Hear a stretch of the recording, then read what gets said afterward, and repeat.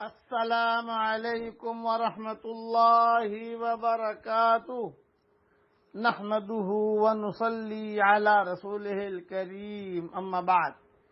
آج کا سبق سن لیجئے۔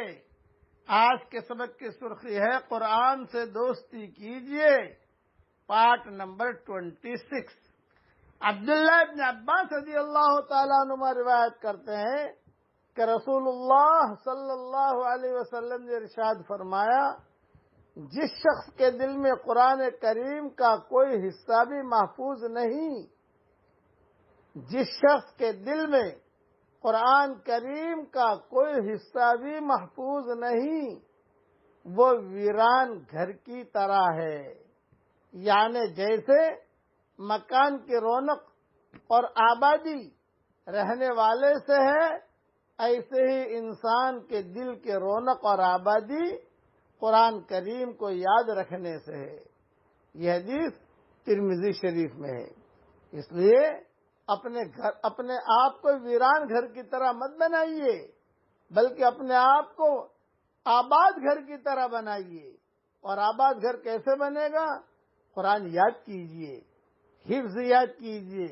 میرے والد صاحب رحمۃ اللہ علیہ نے 55 سال کی عمر میں قرآن شریف حفظ کیا۔ حضرت جی رحمۃ اللہ علیہ سے کہا کہ حضرت میری عمر اب 55 سال کی ہو گئی، 55 سال نہیں بلکہ اور زیادہ 60 سال کی عمر میں حفظ کیا۔ اور حضرت جی سے فرمایا کہ حضرت میں ریاض الجنہ میں آپ مجھے قرآن شریف شروع کرا دیجئے۔ حضرت جی رحمۃ اللہ علیہ نے شروع کروائی اور 2 سال کے اندر حفظ پورا کیا۔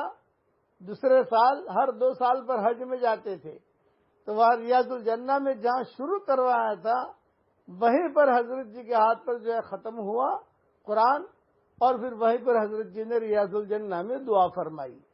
اجتماعات میں ابا بیان کرتے تھے 65 سال کی عمر ہو گئی، 66 سال کی عمر ہو گئی، حافظہ کمزور ہو گیا، تو مجھے بٹھاتے تھے، کہتے تھے کہیں غلطی کروں تو مجھے بتا دینا۔ پھر جملہ کہتے تھے کہ میں نے قرآن 55 میں یاد کیا ہے اور تم نے قرآن 55 میں یاد کیا ہے۔